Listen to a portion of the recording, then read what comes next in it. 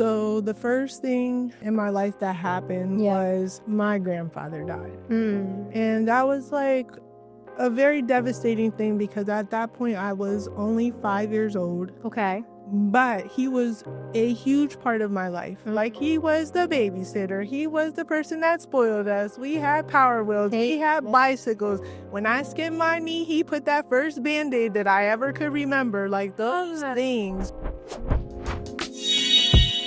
Hi, thank you for joining yet another episode of Get Set with Lissette. This is where we have inspiring conversations that empower you to get set. Before I even keep going, I just want to give a quick disclaimer. My voice is a little crazy. I might look a little crazy because I don't know where you're watching or listening from, but here in central Pennsylvania, pollen is high. And when I say my allergies are allergying, I don't even know if that's a word, but we won't take it. I am going through it. However, the show must go on. And the guest that I have is somebody who is not only doing amazing things in the community, but very hard to track down. So there was no way that I was going to reschedule. So please bear with me and understand that this is all allergies, but we're here to still continue these inspiring conversations. So with that, my guest today is Dee Allen, founder and executive director of Thrive Housing Services. Thrive is dedicated to ending homelessness by empowering transitional youth, individuals, and families. Their vision is a future where everyone has access to a safe, stable home and resources to build a successful life. Hey, Dee. Hey, how are you? I'm good. I'm so happy we finally made this happen. Right.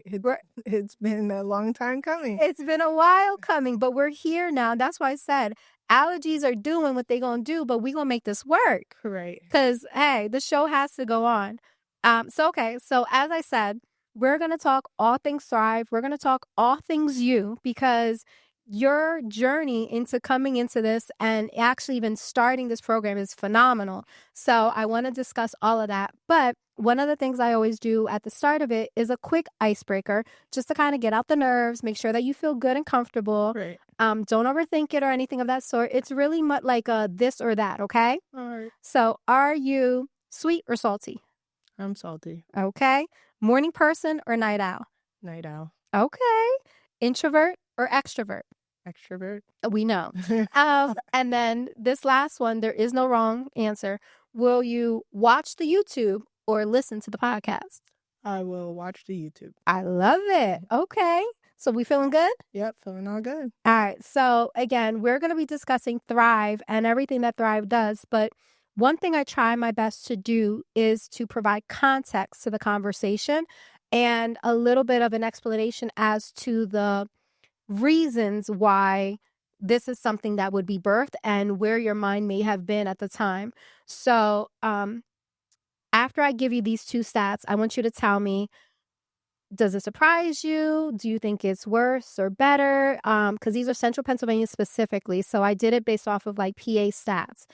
But here it is. In 2022 to 2023, the PA Department of Education reported that, here's a number, 46,714 children and youth were experiencing homelessness across the state. I feel that's correct. You feel like, yeah, I do. that number is staggering. Yes. In that, I also said that this figure represents about 2.4% of the state's public school population, with 24% of these students facing barriers to enrollment, attendance, or academic success. Yes, that would be correct. Yeah, you're like, this is a legit thing. It is. Is it not crazy to you? Does that not feel like 46,000 That's kids? A lot of kids. Yep. Right? Uh-huh. But you know this to be true. Right. Because again, that's why you're doing what you're doing. Exactly. Right? Because, all right, so Thrive Housing, like we said, you're working with transitional youth and things of that nature. Yeah. Okay. So prior to, I'm a firm believer, and I always say this, I want to discuss everything that you're doing as a program, but I like to believe that at times people look at individuals that are change makers, that are stakeholders, that are doing the things necessary for their communities, are local community heroes. At times people can look at them and they feel as though well, they're doing that because like they're special or they have the ability or they have this out there. No one ever really takes into account a person's journey or like what happened in their life prior to the places that they are at the time of whatever they've got going on. So I like to go backwards to then kind of then come in. So share a little bit about who Dee is. Where did you grow up? Some, fun facts about you. Like talk to us about who is Dee Allen. Dee Allen is this very humble and conservative person outside, but very energetic on the inside. Okay. Very outspoken on the inside. Very just go, go, go on the inside. Okay. When people see me, they're like, "Oh, she's so quiet," but in the inside, I am very loud, very boisterous. Always looking for the next thing to be able to help or support. My 3 kids, they have lots of energy. My husband supports me through all of this. And, Amen. my journey has been very specific, but all of the lessons in life that have come from when I was, as far as I can remember, 4 or 5, Okay. all the way till now. Okay. I've experienced so many things. And every time when I come across something that can relate to something I've been through, I'm like, that's exactly why I went through what I did and why I've been developed the way that I was developed and why God put me through so many things to come out to learn. And every single day I'm still learning and saying, why me? What needs to happen? Who are you now making me go through this for? So that I can be able to be a blessing to someone else, educate someone else, support someone else because of the experience. Okay. Do you mind sharing what was one experience that you experienced as a childhood when it came to development that now looking back, you're like, I went through that because of what I'm doing now? So the first thing in my life that happened was my grandfather died. And that was like a very devastating thing because at that point I was only 5 years old. Okay. But he was a huge part of my life. Like he was the babysitter. He was the person that spoiled us. We had power wheels. We had bicycles. When I skinned my knee, he put that first Band-Aid that I ever could remember. Like those things, right? Yeah. And so he was a very integral part of my life. Okay. But at 5, you don't realize that until it's not there anymore. So when he passed away, a lot of things happened in my life. Okay. My grandma was now, without a husband. My mom and my aunt were without a father. Whatever relationship him and my father had, it was a relationship that kind of kept the household together. Because shortly after that, domestic violence started creeping in my house and things started happening where I'm like, wow, like this never happened before. Like, what is going on? Like, what's happening?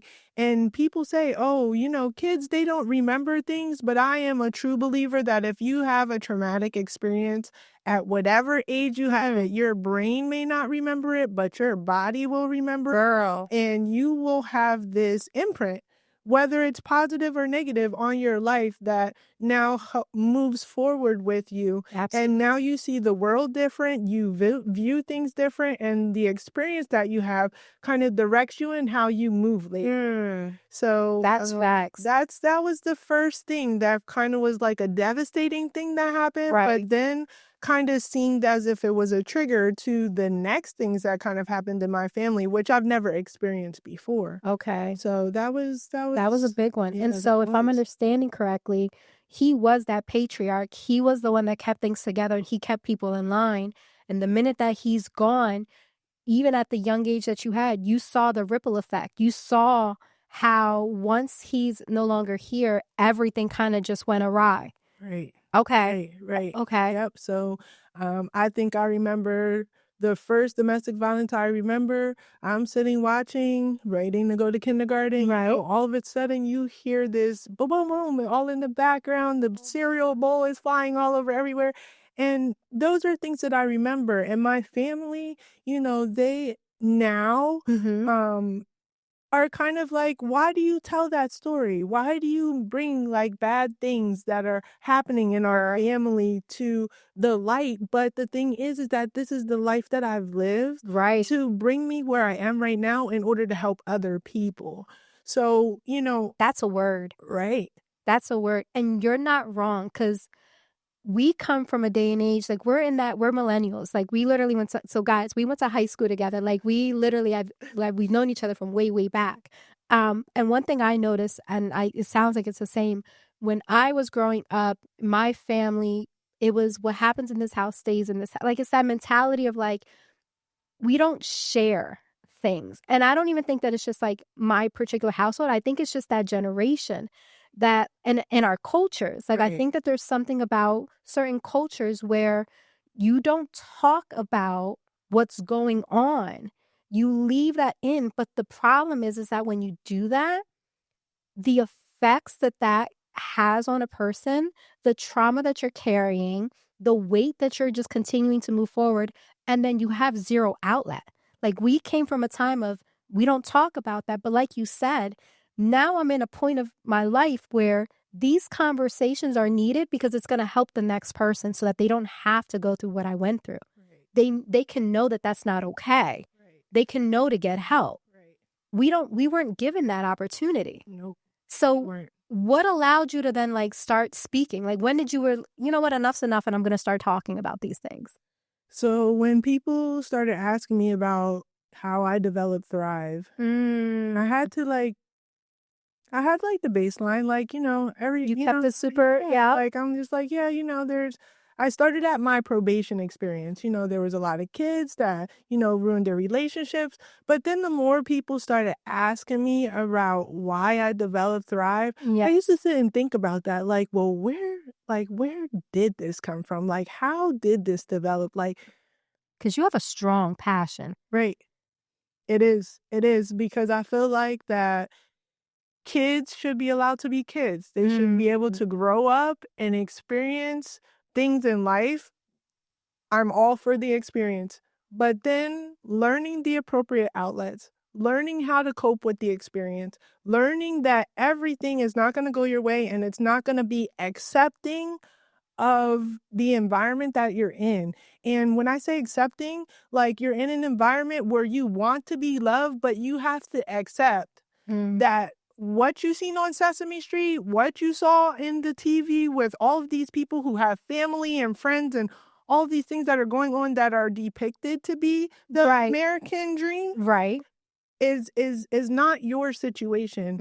And being accepting of that at an early age then helps you to now navigate through, not that you're not going to be loved, but who is the right person to love me. Right. And finding those things and learning sometimes the ones that you want it to come from may not be the outlet that you're going to be able to get those things from. Right. They might not be ready to give it. Ooh, girl. And not give it in a negative way, but mental health, drug and alcohol, lack of parenting skills, how you were raised, this generational thing that continues to keep being handed down because nobody realizes and stops for a second and says, how do we do this different? You have all these kids right now shooting, all of these kids right now looking for a place that they can be loved and belong. And wherever I'm going to be accepted as loved and belong, where I feel that I'm loved and belong, whether it's the street, whether it's the Boys and Girls Club, whether it's church, whether it's wherever, that's what I'm going to feed the most. And that's why you see the things that so without finding those positive outlets or without learning, like you're saying, it's okay that maybe that nuclear family may not be the place where you find love. Right. It's okay to find another outlet. But if you can get to those kids or those youth at a younger point in life, prior to them going to the streets, you can kind of change that trajectory. Right. Oh my God. Right. So now I ask you, who were your childhood influences? Because clearly there were things happening. Where did you then have like an influence that allowed you to continue to kind of develop and become the woman that's in front of me today? I mean, at that point, I mean, I had very good relationships with my mom and dad, Yeah, you know, I know. before all of those things started happening. But really my grandma was the person I love it. because I always just, you know, observed her Yeah. and she would always keep me toed to the line. Like, you know, encourage me, give me the things. Oh, you got an A. Let me give you some money. Let me help you, you know, encourage you because reinforcement. you got an A. So you get your little money in your piggy bank. You go and You are too. yeah, listen, yo, look, I got $50 Right. because I got A's, you know, and that taught me that your work is worth something. Better. People say, oh, you shouldn't give kids incentives. They should not, you know, have, you know, you encourage them these things, you give them rewards, but you work hard, you Right. get rewarded. And that was the lesson that was learned. When I got my first C in 3rd grade, my grandma was like, you ain't getting no money for that. You ain't work for no C. We work for A's and B's here. I Best know. believe I ain't bring not one more. I know that's right. She said, hold on now. Hold on. This is not the thing. Okay. And so if I'm understanding you correctly, from very, very young, you had a certain level of foresight to be able to start putting together this situation happened, and after this situation happened, I now see that there's a change. But in that same flip side, you were also able to recognize that in your grandmother, while yes, there were still things that weren't 100% perfect, you still were able to lean on this one individual who then showed you, if you do the work, if you try, if you apply yourself, that continued positive reinforcement will continue to allow you to develop. Right. And you took that on like, wait a minute, I now as a kid can tell if I come home with these kind of grades, if I do the work that I need to do, my grandmother is like excited about this and she's rewarding me for this. And I want that same like reinforcement. And you like kind of like leaned into that. Right. And that was that one thing needed to like keep you pushing forward on like, let me find positive reinforcement. Right. Let me continue to like strive and thrive Right. and build Right. and continue to go forward. Right. I love that. Yep. I mean, and the whole, you know, family network was cool. You know, my mom, she always was in church all the time. Understood. It doesn't matter whatever she was doing. She had her Bible out all the time. And I was Girl. come in her room in the morning, she reading the Bible. It don't matter whatever she was going through, however many situations she'd been through, wherever we moved, that Bible was going with. I know that's right. So you also saw faith was there. Exactly. No matter what life threw. Exactly. Amen. Yeah, so it was clockwork, and probably even still today, she lives in North Carolina taking care of my grandma now. Yeah. But I can guarantee you that every single morning She got that Bible. comes out, you know, there's no, I'm gonna scroll on the phone to the Bible. No. The physical Bible comes out. It's out. And she, always read that. I used to go and just lay on her bed like, oh my gosh, she's reading the Bible again. But, you know, as I grew older though, Yeah. it kind of helped me to now navigate through some things like, you know what, she always was in that book, but maybe I should go in that book because she seemed to make it through all the stuff that You're like, life was lifing, but she somehow made it through. There might be something in that Bible. Right. Is that what I'm hearing? Yep, that's what I heard. That's what I saw. I love that. And so now, I don't want to make the assumption, but even though I do know the truth, you hold a very strong faith. I do.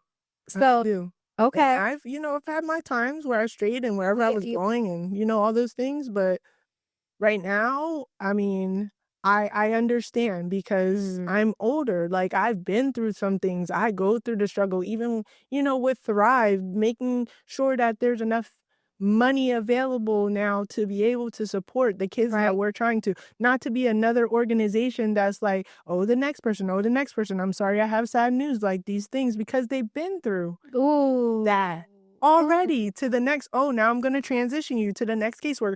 That's why when you get an interview or if anybody interviews for Thrive, I say, are you going to be committed to at least 1.5 to 2 years at our program? And what we do is we do a 60-day probation. Right. Not only are you on probation with us, but you can probation us as well, like as an agency. So if you feel like it's not for you, please, by all means, let us know because it is not the easiest work to do. Right. To deal with the population that's been through more trauma than people been through in their whole life. And they're only 16 and now they're trying to be an adult and they let you know, I'm grown. I made it through here. I did it. Yes, sweetie, you have made it. Right. And you did successfully complete a lot of accomplishments. I said, but now guess what? You're 18. Right. And this whole new life is about to begin. Girl. And so do you want to carry what you had from before, or do you want to springboard into this new life in a way that you can now successfully, understand what you need to do to maneuver so that you don't have to continue to experience what you did before. So you're in control now. Right. So now that you control it, what are we doing? Tell me. Girl. Okay. You know what? The way you are dropping, and I love the way it's interconnected, because we were talking about what was, but like you said, the person that you are today, everything that you've gone through has been so interly woven into the fiber of who you are that you can't help but give it real. And Thrive is just seeping out of you. The passion is there that you're like, what I've learned and the development and the things that I've gone through, and whether it was reading the Bible, maintaining my faith, the positive reinforcement, you're taking everything and you're just dumping it into this program. And it sounds like, please correct me if I'm wrong, but now you're just pouring into every youth that comes into your program. Right. The way that they need to be given. Right. The way that they need to know that there's someone who true love and development looks like accountability. It looks like someone who's, yes, they're going to be there next to you, but they're not just like, whatever you do, it is what it is. You're like, no, I'm holding you to these certain, I don't know, like standards. Thank you. That was the word I was looking for and I couldn't find it. I'm holding you to these standards. I want to make sure you're doing this. I'm committed. Are you committed? Let's ensure that together we both are okay with one another. Right. So you're allowing them to have the autonomy and the decision to decide, is this something that I want? But talk about how amazing it is to have someone after everything that they've experienced, and more than likely, like you said, 16 and on your own, because life has told you no, and the people that were supposedly, and again, everyone's situation is different, so I want to make sure I speak as respectful as possible, because you never know what a person's going through, and sometimes you just can't be present. You just can't be there. But how crazy and amazing is it that you're then able to pick up those pieces and go. And it's so much fun. I love that you just like, you can't help but talk about the program. Like it's very fun. I mean, to every day understand your life story and how what you experienced and what you went through impacts all of the people around you, not just the kids, but your staff and your volunteers and the people that donate and the people that, come to visit and all of the community organizations that you work with. It's just such an amazing thing to watch grow. And I didn't take a step back until everybody's like, oh, it's the 10-year anniversary. What we do? Girl, you giving all the tea. Hold on now. We ain't get there yet.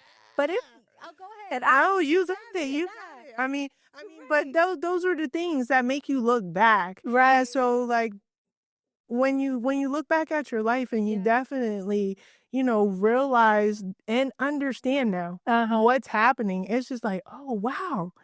Like, it's so much things that you can just kind of like bring to the table to help somebody else and to help people to even recognize that, you have a past for a reason.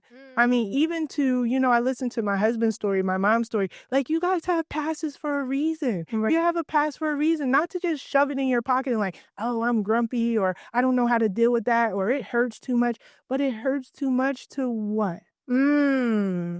For you continue to let it hurt you, or for you to now get counseling, talk about it, know how to embrace your hurt to then help somebody else. Because there is somebody else. Maybe not identically, but there is.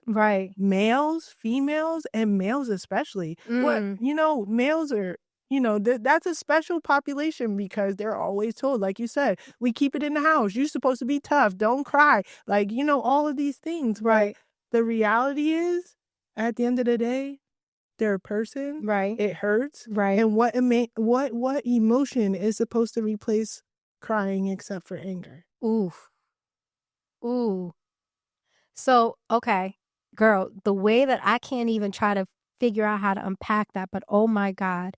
Because what I'm hearing is when we're going back and we're talking about past to you, current day is what I'm dealing with right now. And anything I went through in my past, and anyone who we all have passed, and you either get to soak in it and just stay in it, or you understand it happened for a reason and you need to find what that why is and use it and either learn from it, grow from it, or like continue to just push. Right. But you're like, no, you need to deal with what it is. So you're like, yeah, I've got a past. We haven't even hit the surface on the things, but from what I'm hearing from you, any and everything you've been through, you're just continuing to use that as fuel into your passion today. Right. Am I You're 100. Okay. So that's why I'm like, so then let's talk about I know, but we can talk about it. So when you started your career, you did start in probation. I did. Okay. I did. And that was right after college. Right after college. So you got out of college and you started in probation. And so when you first developed Thrive, you said that it was like the interconnectedness of what you saw in probation. Right. And then a need. Can you explain like what that looked like and why, like, so let me explain better. You left probation. Why did you leave probation? Or was it was it a layoff or how did? No, well, when I came home from college, there's this lady in my church. She's like, Miss Helen Spence. So she's I like, love Miss Helen. So she took care of me from when I was all little girl moving to Harrisburg, not even knowing nothing. She had, let me show you. So Miss Helen, that's another like local hero right there. Exactly. So she's like, girl, what you doing now you graduate? And I was like, I don't know. She's like, give me your resume. And I was like, my what? She's like, my resume, your resume. And I was like, okay. She's like, yeah, I'm going to turn it in probation. You could be a probation officer.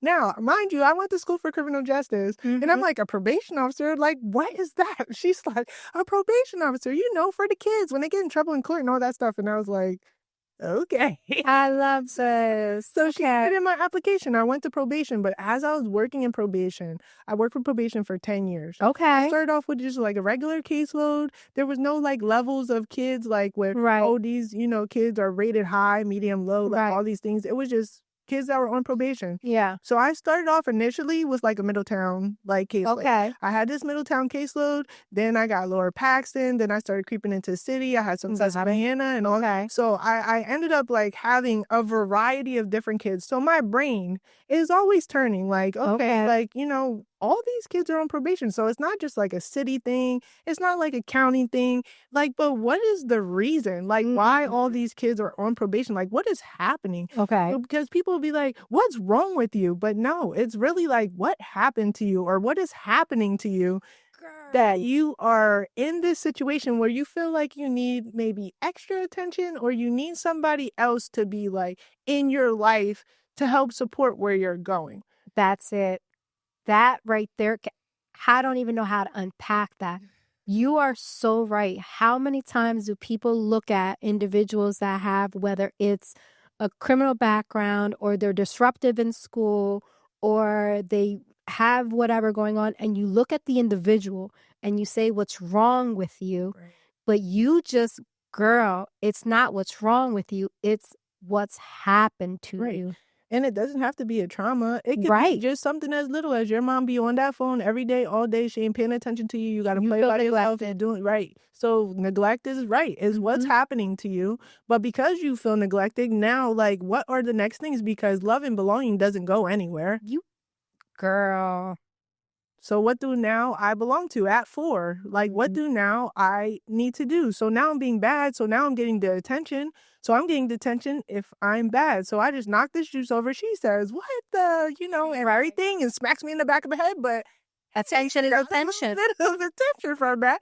But not at that age, understanding that that's not really the right attention, but she says something to me. She's off the phone. Right. So, I mean. And then you keep that ripple effect going. Right. So then you get 10. Now the attention is what? Right. Now probation. By that 10, you can be on probation. You've seen 10-year-olds on probation? there's kids that do things at 8 years old that requires probation, but because probation doesn't really start until 10, They have to wait. but they get referred to children and youth. Wow. And so you've seen kids from 10 up having these things. And like you said, you see a caseload of a myriad of individuals. It's not just city kids. It's not just this or that. Right. So you're like, there's a lot of children that are displaced that are having these things happen. And you spent 10 years there. So at what point did the light bulb go off for you with the Thrive idea? Well, it kind of creeped up on me Okay. because we were doing just regular landlord. So we had like housing. Yeah. And, like, Okay, so you're an investor. You better go. Love this for you. Listen, I was like 22, so I didn't even know what I was investing in. I was just rolling because somebody told me, yo, you should buy a property and you could just, the people will pay for the mortgage and then you could just live in your property for free and you have a couple bucks in your pocket. And I was like, okay. So Dee, can I just take a quick second? We're going left, but I just want to say I find it absolutely refreshing and amazing that someone tells you, hey, you could do this or that. And you're like, sure, why not? And now you're working in probation before you even like considered it. You buy investments because people tell you it's a good. I find it so refreshing that you're like, okay, let me try it out. Yeah. So now you're a landlord because somebody told you that you could make passive income and you could actually do something. This is amazing. Go ahead. Keep going. But it has to make sense, though. I mean, no, I get it. But that's what I'm saying. Like, you're a sponge for information is what I'm learning. Think about it. All these kids are. So it's about the information that's being throw something at you. You're good. Into all of the kids. Yeah. So my sponge was poured with lots of positive things and people around me who supported me in regards to, well, hey, let's make you better. But every kid doesn't have the opportunity to fill their sponge with all those positive things. Right. Because the environment is not really set up for that. Right. So you're amazing. As we go through probation, like I start to see that kids are really sabotaging their relationship with their parents. So now I work with these kids, I work with these families, I get all of these things together and I say, hey, look, you're about to get off probation. We made it, like, good job. And then I'm like, okay, in order to get off probation, you need an address. And the parents like, they're not staying here. Okay. Right. Got it. So I was like, okay. So I dropped the, few kids off at the mission, but poor girls, there's nothing for anybody under 18, like for girls to go. Right. So like they had to find friends or people that would take them in so that we could let them off probation. Oh, wow. Right. So I was like, you know what?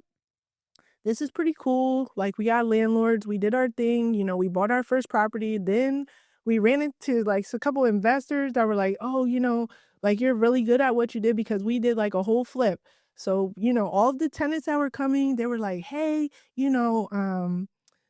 who's the landlord here? And I'm like, oh, that's me. Like, they're like, yeah, right. I'm like, no, really, it's me. But that word of mouth traveled like, yo, this landlord is really like doing it up. Like they're giving us spaces. Like, even though the neighborhood's not the best, when I walk in here, it feels like, this is quotes to one person. This is like the Taj Mahal, Dee. Like, look at what it looks like in here. Like, this is so nice for you to do this for people. Right. So that's how that took off. But then we started working with the homeless shelter because we were dropping kids off at the mission, and they were telling us like we have all these programs when we release people, they get really not nice places to go, like all these things. So I'm like, okay, cool. So we started working with the mission and we started this program. There was no name. It was just, hey, we have rooms that are available, sober living. We have one monthly meeting to check in on everybody. Making this environment for anybody 18 and older, not specifically people transitioning back into the community, not anything. You just like kept that. It kind of open. We just kept it like drug and alcohol free. Right. You can't use drugs, you can't use alcohol, and you have to attend the meeting. That was pretty much all we did. And so once that started taking off, the mission guys started coming there. Then all of a sudden we got some information that a kid was homeless, but there was one of our locations was close to their school. So I don't know, maybe they found a flyer that was on bulletin board or something like that. So this kid, the referral came from the school and the kid was like getting kicked out of his foster family. So they're like, yeah, the pamphlet says 18, will you take a kid? Now, we never took a kid before. Right. So I was like, well, yeah, sure. Okay, we'll take the kid. Okay. We put the kid in the house with a bunch of grandpas. They poured into him, mentored him. I He love moved it. out of the program with his girlfriend and all those things. So then once we took that one kid, it Floodgates. just just Okay. started going crazy from there. So the thing is that after a while, we started realizing that people needed more support to successfully maintain their housing. Not just Okay. that one meeting, but connections to resources, like all these things. And because I was working at probation, there was a lot of resources that we were connected to help people and the kids through Right. probation. But these same resources help the other people in the community. So I was like, Absolutely. well, why don't we just So you use just those- started to just give the use those resources. resources, right? So Okay, it was resourceful. it was just like a whole like program just kind Right. of like started, and people were like, oh, so we can get the resources, like all these things, can we move in your place? Like, so I gathered all the whole groups together. At that point we had probably like about 5 houses. Okay. We gathered all the groups together, and I'm like, listen, this is turning into something that really wasn't expected. Right. We're helping a lot of people. Right. Like, so we need to have a name for this, because it's definitely not going under for profit, because No, because it's not. there's no money coming in all of this time that we spending here. So like, what do we want to name it? Right. So everybody put things into a hat. So you let the people that were in the program, even though it wasn't technically a program, help come up with your name. Yep. You better go. Yep, we put it all into a hat. We came down with the top 5, we handed out the papers, and it came out to be Thrive Housing Services, and everybody was happy about it. So then we started like just putting Thrive on there. We had a 501c3. We developed a nonprofit so that it could help support people. Right. But when it started, it was just boys. There was no girls. Okay. So for the first like maybe 3 years of Thrive, we had to just kind of like handle what we were doing. Right. Right. And then we started having girls, and we started with a female house, not specifically for girls, but like females. So we had a lot of females transition back in the community. We had some kids. We had a couple early like pregnant moms that got kicked out, and had just kind of like sabotage these relationships with their parents. But Right. it rolled from there, and so now. And now here we are, and you let the cat out the bag earlier, but now here we are, and you're getting ready to celebrate 10 years Yep. of Thrive. Yep. So last year, Yeah, 2024 was the Right. 10-year, and technically. Yeah. it came and went, Yeah. just like all Just like other years. But there were some people that actually slowed me down and was like, yo, you're not like, celebrating that a milestone. Exactly. That's why we're trying to do something. right, what are you doing? It's your 10 years. You're just like rolling through it like Right. it's another day. And I was like, well, it's 10 years. Like, great. Like, we've been servicing the community. But they're like, no, take a second Yes. and look from the beginning all the way till now. And Absolutely. people are like, yo, it's not just 10 years. Like, you started with one house. You have like 110 units. Like, you're servicing moms, dads, you're servicing parents, you're servicing kids, you're servicing families. Yes. You're servicing seniors. Like, you're servicing all of these Absolutely. people. And you have all of these programs and case managers and support. Which So I want you to talk about all your programs, but exactly. So people are telling you, you've grown this thing into all of this. Take a moment to relish in the moment. enjoy it. Amen. Your 10 years. Yes. And I was like, and I really still didn't really get it until like September. Okay. And so we like put a little thing out for the board, and we got new people, and you jumped on board with. We haven't smelled them, but yes, I am. Oh yes, I have to brag about my board. Listen, but yeah, definitely, once the board was like, yo, like, Do something. right, like, Yes. it's like Exactly. years.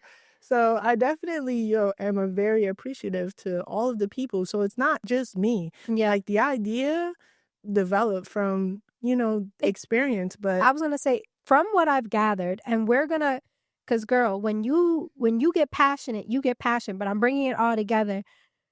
The idea came simply from necessity. And that's what I'm hearing. And what I'm hearing, Dee, is that you literally just respond. Like, there's a problem, let me find a solution. There's a need, let me find a way to fill it. There's a situation, let me see if I can respond to it. You don't stop. You just, if there's an issue, how do we take care of that issue? Yep. So I'm over here trying to like, how did it develop? How did this? It literally just became because there was someone that needed somewhere to stay and you just by chance had somewhere for them to stay. Right. And then that became the snowball effect of other people needing it and where they're going to go and what's going to happen. Then all of a sudden there's a young teenager who has nowhere to go, and now a school calls you, and now you've got transitional youth, and now you're building that up. Like, it's just out of, there's a need. If I'm able to respond to that need, I'll do everything I can. Am I understanding correctly? Yep, that is correct. That's all you're doing at this point. That's all it is. Your heart is beyond amazing. That you're literally just like, if I can help, that's what I'm here to do. Right. So now take a moment and really talk about all of the programs that Thrive offers and the populations that you are serving today. What does that look like? Because you were talking about, look at how it grew. Look at how this. So now let's take a moment and relish in that. Talk about who makes up the program and what are the services that you now offer today, because it's amazing the amount of things that you offer. So go ahead. So right now we have a lot of housing services. Yes. I mean, that's the main thing, that we do. Talk about your units. How many? So there's 110 units. Can we just say that number again? Like, come on now. You say it way too. How many units? Well, there's 110 units. 110. Yeah. Girl, you went from, I had a rental unit that I could offer to 110 units. Keep going. I just need you to take the moment to. And the 110 units are very diverse. They're not all owned by Thrive. We work with a lot of landlords, so it's developed into 110 units. So we own a lot of them, but like we have also been able to share and allow people to experience from the landlord side and from the tenant side of what needs to take place for it to be a good relationship. So those 110 units are not just us. It's from other people that also have heart to want to help, but now can use their investments to help us be able to house people. So the programs that we have now are emergency shelter for youth and young adults ages 16 to 24. Okay. So we have emergency shelter for that group. And we have emergency shelter for families. Okay. Now these programs are developed and they're funded by different foundations in the community. We love the opportunity to shout out all of our foundations and give everybody kudos for supporting those things.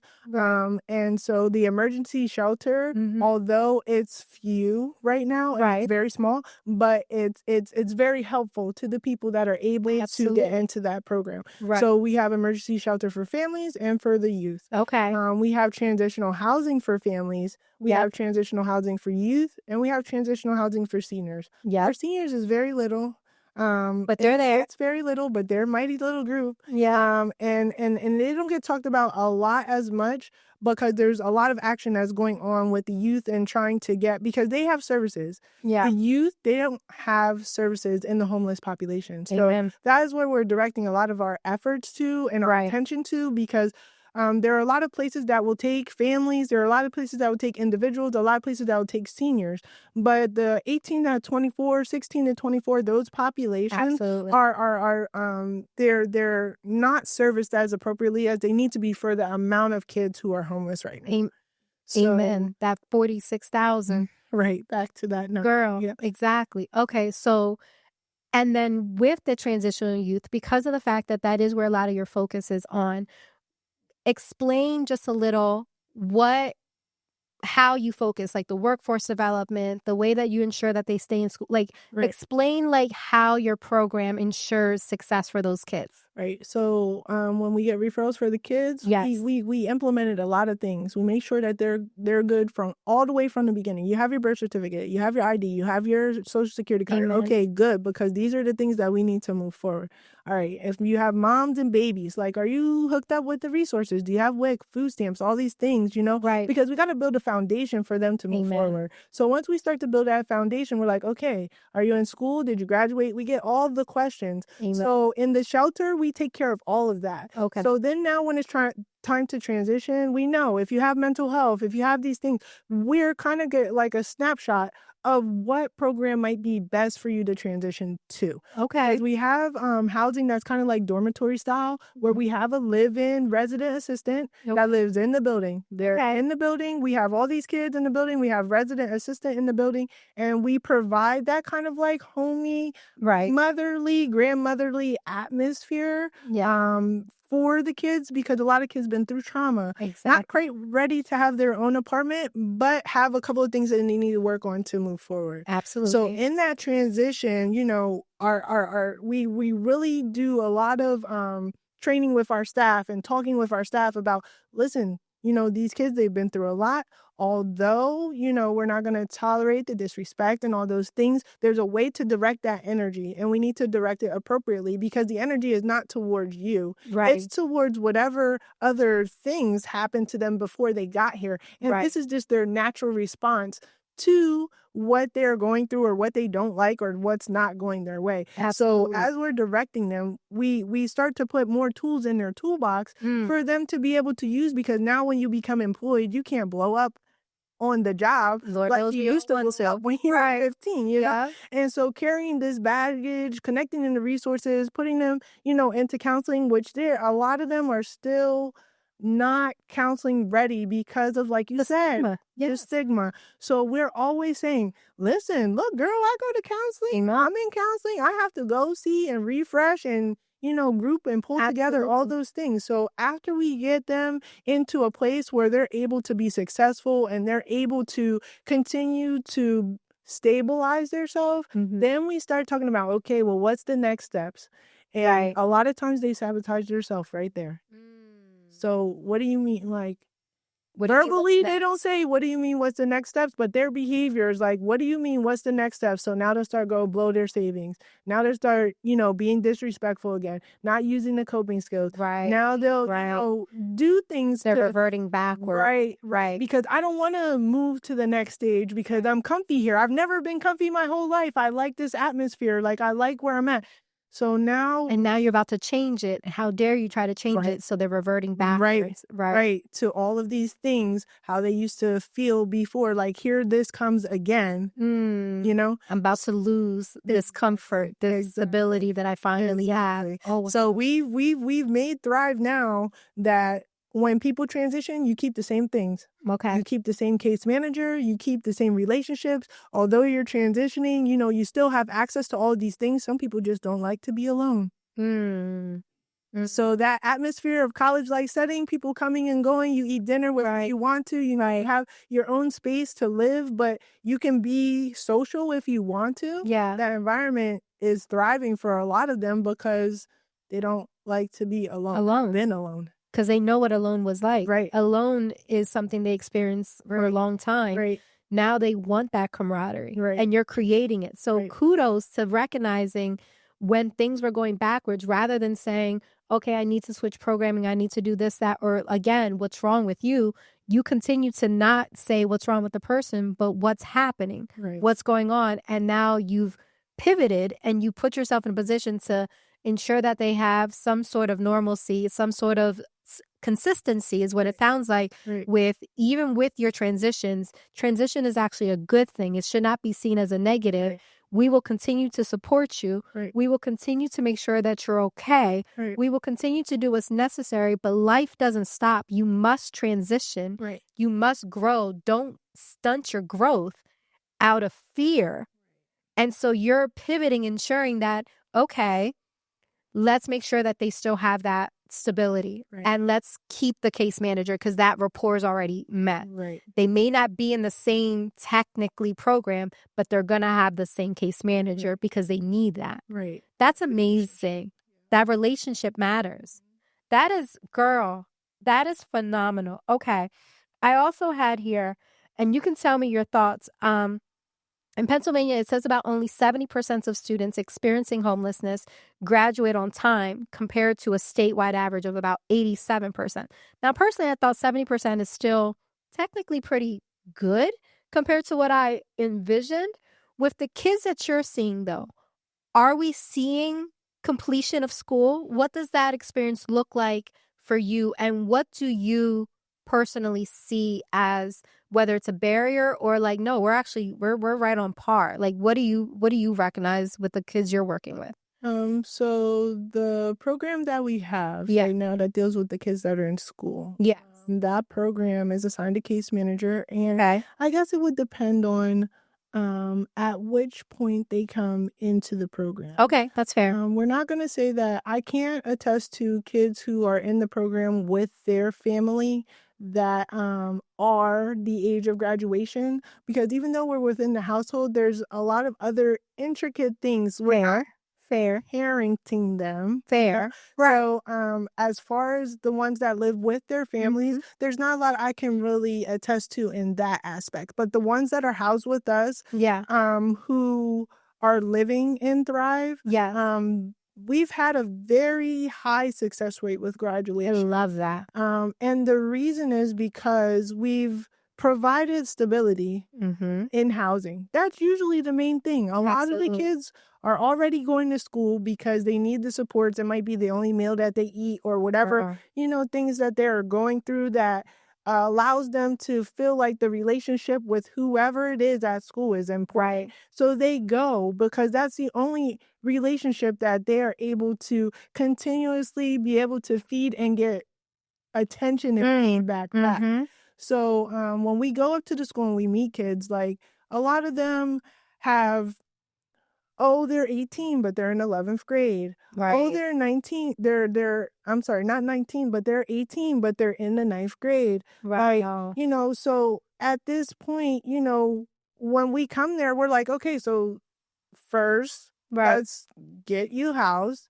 And then now we're coming to the school because we need this release sign, because we're not taking over your parental role, but we are the program now that is gonna be there and stand by you in school, because we need to figure out what the options that you have to be able to be successful and graduate. Absolutely. So we go through a lot of meetings, IEP meetings, and talking to kids about what supports and services that they feel like they need, because honestly, it's all about hearing what they feel like they need, because you can assign what you feel like they need, but if it's not allowing them the opportunity to be heard and to explain how they're feeling and what they need, then it's like another person that's just telling me what to do and not really listening about. And off rip, you're going to have someone shut down, because this is just another face, but the same exact situation. Right. So instead, you are showing a way to be different and to show change, and you're giving them enough autonomy to make decisions, because at the end of the day, and I say it all the time,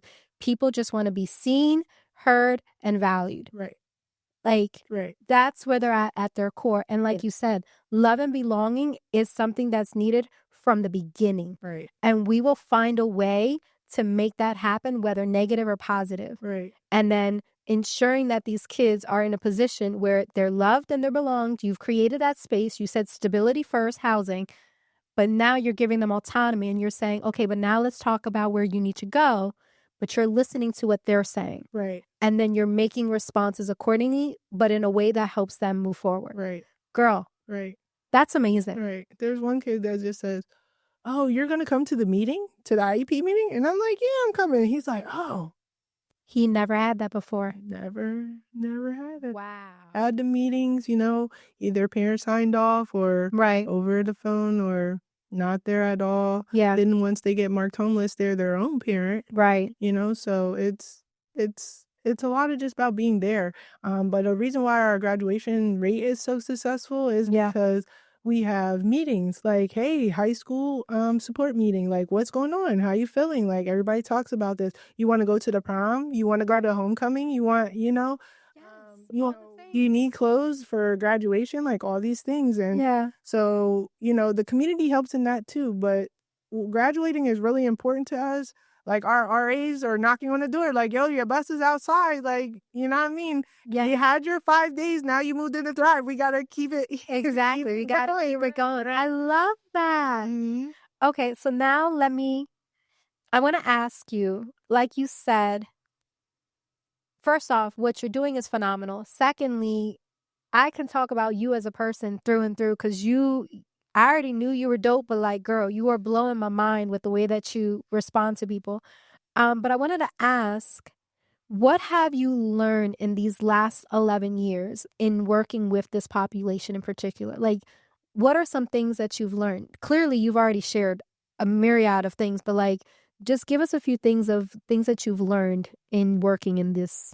So I feel like I've learned that you can only plant the seed. Mm, So you can't force it to grow. You can feed it, but it doesn't have to right. take in any of the things that you're giving to it because it's by choice, what they want to do. It's about their life and how they view it. Yeah. So I feel like that as long as you're able to plant the seed and offer the experience, whether it's received or not, Mm, that seed that's being planted for them to understand that, yes, somebody had my back, even though I hated it every day. girl. Yes, there was an opportunity for me Mm, to grow, even though I wasn't ready to grow yet. mm, Yes, there's people that cared about me and I felt like I belonged to something or I felt like somebody, even though I gave them my, your butt to back. kiss, Yeah. Yeah. while I was in the program. And those seeds that you plant, whether it's at the beginning of the program where they're coming in or at the discharge when they're getting kicked out or they're successfully completing the program, all of the seeds that we spread in their little flower pot garden, the tools that we give them, however you want to explain it, they will have an opportunity to grow, whether they grow with you or someone else. I am about to throw something at you. That was another word. Girl, they're going to grow, whether it's with you or with someone else or later in life. You planted a seed, so ain't nothing else but for it to grow. Right. And it's going to happen. It's Right. just a matter of when. Right. That is deep. Right. Oh my God. Okay. All right. I want to give an opportunity because again, like you said, this is a nonprofit and you have to rely a lot on other types of funds, getting creative with funds. And again, we know that in the new administration that we have, there has been a lot changing when it comes to like cuts and funding cuts, when it comes to like social services in particular, mental health, and a lot of other arenas. Um, how is this affecting your organization in particular? And you're the queen of pivot. How do you plan on pivoting? So, March 31st, we were made aware that our program for the schools is not going to be able to be offered anymore. So, all of the kids who are 17 and under will not be able to receive the resources. Wow. With being identified as being homeless. They'll still have a homeless liaison at their school, but all of the community things that we did for them, Yeah. we won't be able to do those anymore through a government-funded program. Ooh. So right now we're working, to try to find, foundations, organizations. There's a lot of people who were on Facebook and social media that saw, our post about what was happening to the program. I don't think people really understood exactly what program because they say, oh, Thrive Housing Services, they house people. Right. But this program helped with meals to the kids, like help with, making them feel like they belong. We visited them at school. We went to the hotels, and all of, these things. We offered them fishing experiences and allowed them opportunities to come and feel a part of. Even if we didn't house them or their family, they were still able to be a part and feel like they belonged to a group of people that cared about them and then made them feel valued. Right. So that program is going to disappear as of the 30th of June. Oh, wow. But we are, again, making our pivot. Yes. We are now looking for private funders and foundations and all, of the we'll say undercover people that are, the background of blessings. Right, Yes. exactly. Yes. The background of, the community now. Right. So the government funded us. They started it. It's a phenomenal program. Now they're not going to be able to fund it anymore. So now let's turn to the community and see, who would love to be able to support the program. Amen. And so now it's it's a situation where it's sad to see it happen. Absolutely. But now what are we going to do as a community to help to continue to service these kids? Last year we serviced 761 kids in that program. You better go. 761 And kids. that grew from the first year we had 117 kids in the program. But in 3 years, now we have 700. And this is through 11 different school districts in Dauphin County. So we were specifically Dauphin County appointed for this program. But there's 11 school districts in the program. So we've had kids from all over that have participated in the program and been able to, you know, feel part of the program. So I think the pivot is now to more private funding. Being able to reach out to the community and see there was some people on Facebook that say, hey, my job has a foundation. Like, send me the information, or send, you know, they sent the information to us to let us apply, you know, so then that way, and regardless, $5,000, $10,000, you know, dollars to put into the program, all of it adds up and comes together to now create, you know, what we can do to try to continue to provide services to these kids. Okay. And so what we're going to do is at the bottom of this, we're going to have the link to the website and to everything else. So you've heard the amazing work that this woman is doing. You've heard her heart. You see what's going on. If you, by whatever means or another, feel so moved to give, there's going to be a link. You can donate. You can give your time. You can do whatever is necessary. You can give your funds. Every little bit, like she said, goes far to ensure that this program stays alive. And so that we can continue to, again, you've got a lot of different things going, but we've talked about it. 16 and 17 is such a vulnerable age. You want to be able to continue to do the things that you're doing because they just want to be seen, heard, valued, and feel like they belong. So guys, let's keep this alive. Let the community do what they need to do for that. Now, that was my quick soapbox for you because you don't have to ask for it. So I'll ask for you. But let's go ahead and talk about the future. What's the vision for Thrive? Where's Thrive headed? So right now we had 2 new programs that started, and we're going to just kind of like develop those programs. Okay. We're going to sit in that a little bit because we have moms, babies, parents. Okay. In that part of the program. So this one of the programs are like more family, mothers, and children kind of specific. Okay. Right. And it's called Next Level. Okay. So it really incorporates parenting and the things that they need to be able to be successful.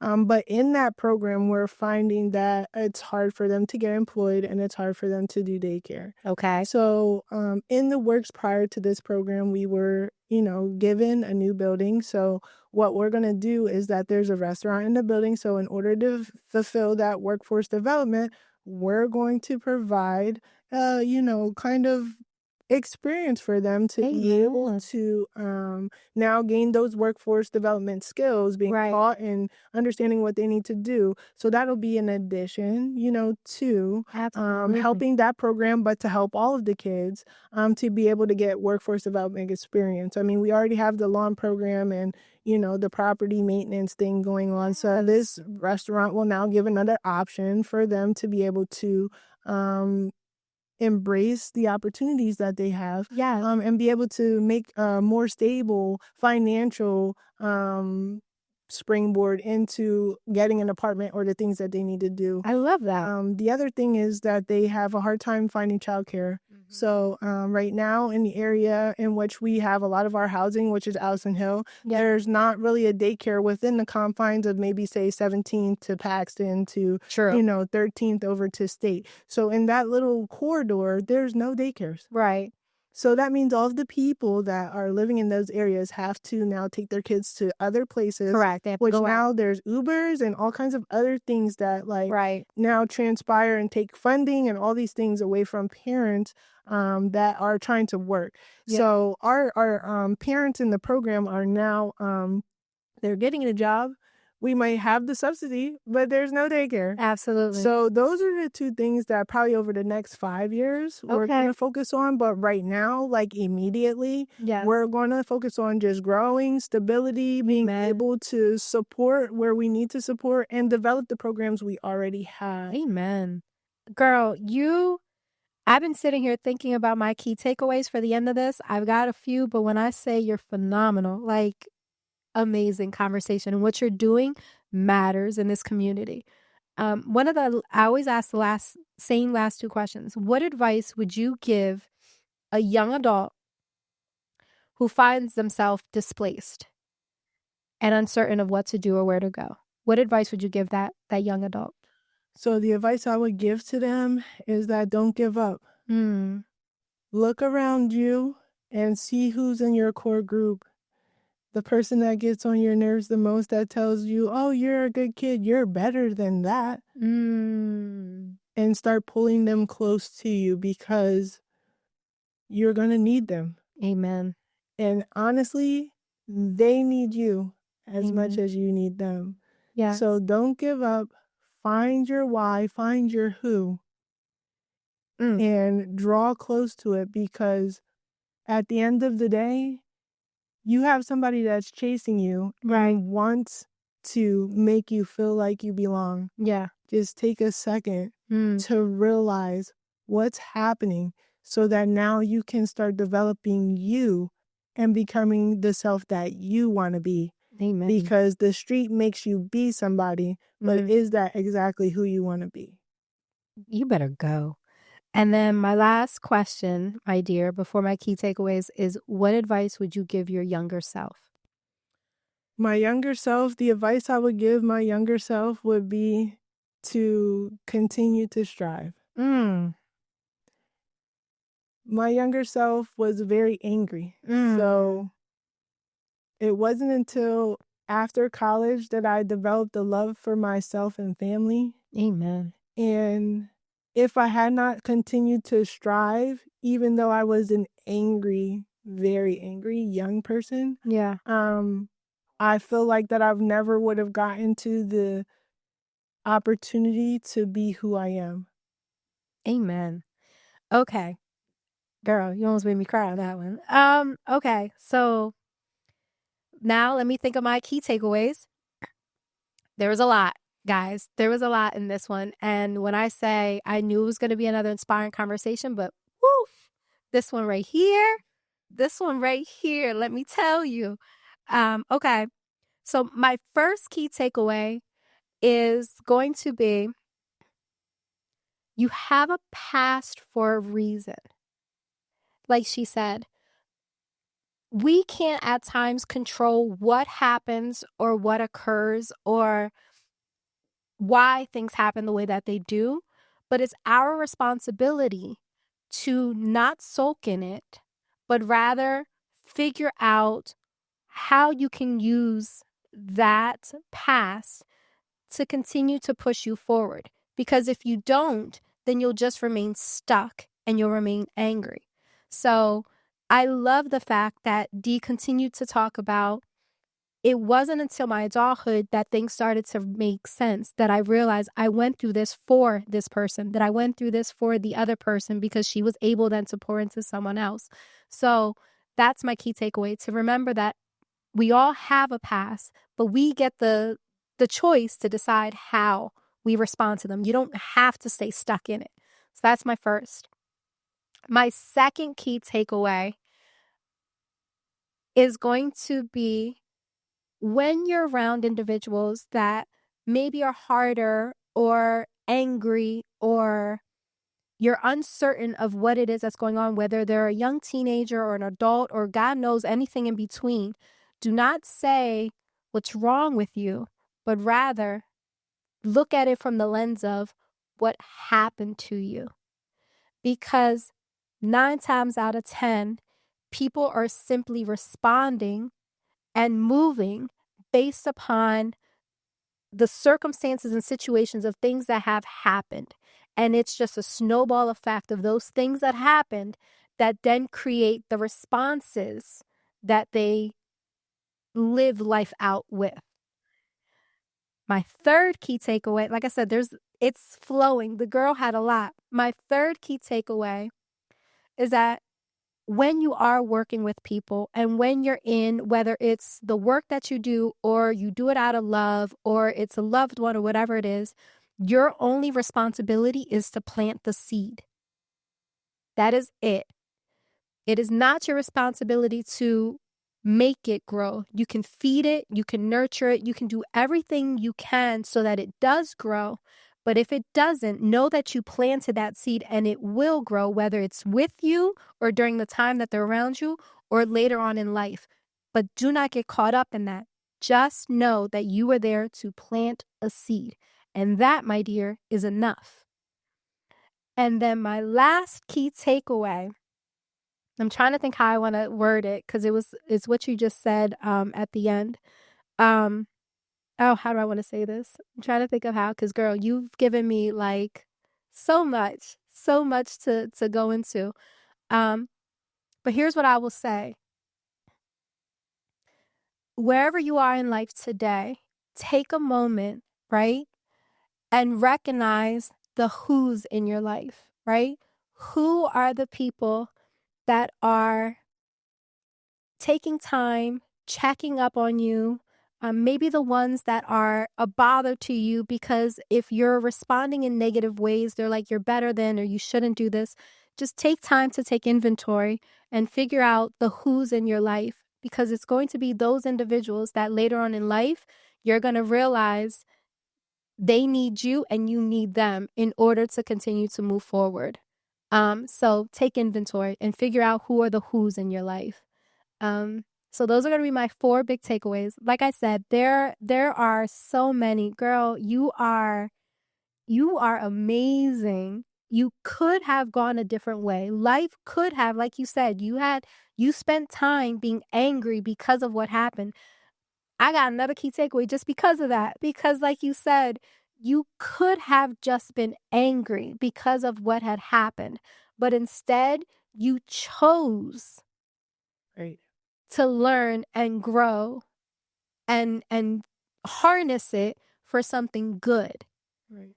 And you have now built an entire program based upon a bunch of younger D's that, regardless of what it is, you can see yourself in every single one of those other kids that you've dealt with. And I think that in and of itself is another takeaway, because you never know who you can bless and who's going to resonate with your story. So allowing yourself to be open to that and allowing yourself to pour into these people because you just knew that it needed to be done is dope. Like, I'm tearing up. You're dope, girl. Like, you're amazing. Okay. So those are my key takeaways, guys. I'm reflecting on this entire conversation and oh my God, there's so much that can be shared. But okay, so talk about where can people find you? Where can people find Thrive? And then we'll wrap it up. Honestly, we hide. And just like, I mean, it's like you.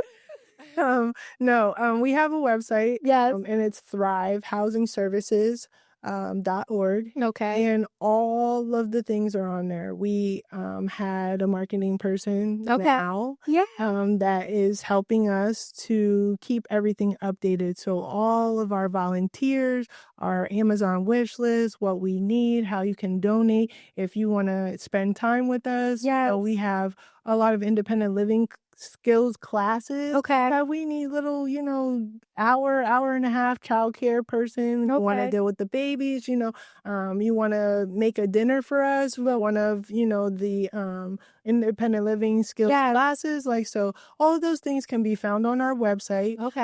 We have a phenomenal secretary that, if you want to call and talk to her, see how you can fit in. You have a referral that you need to make, someone that needs help. She definitely can be contacted. The number is 717-364-4152. And as far as the physical office, we have a lot of scattered sites. Yes. So we don't per se have a physical address, but if you want to make furniture donation or household donations, diapers, because we've been doing a lot of diaper drives, they can all be dropped off at 2601 Walnut Street in Harrisburg. And we have a staff there that, even if you don't tell us what time, we have cameras and we have a staff there that will take the stuff in and be able to distribute it to where it needs to go. All right. Y'all heard that. It'll all be at the bottom of the description. So again, we will have the website on the description. We'll have the phone number, the location if you have donations you want to give. This is what I talk about when I say inspiring conversations that empower other people to get set. This is the epitome of that.